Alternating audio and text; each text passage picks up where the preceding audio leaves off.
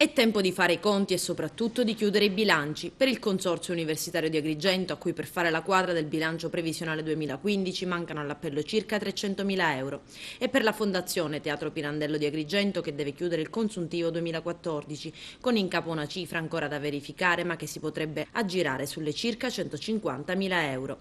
Per quanto riguarda il CUPA, tra un mese circa l'inizio dell'anno accademico, invece di stagione teatrale 2015-2016 ancora non se ne parla ufficialmente, ma pare che qualcosa nell'organizzazione si stia muovendo.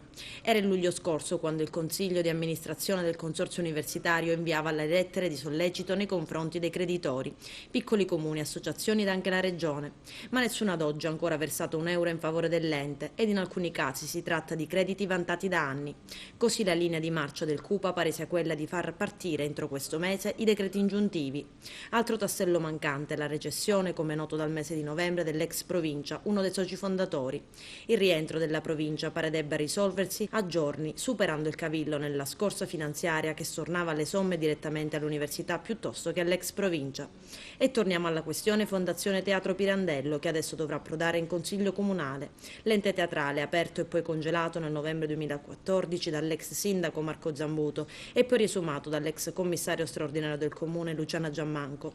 Adesso la nuova amministrazione Firetto, su richiesta dell'assessore al bilancio Giovanni Amico, sta tirando le somme tra debiti e crediti e sull'entità del loro impatto sul bilancio comunale. Tutti i numeri su cui stanno lavorando i revisori dei conti si avranno la prossima settimana.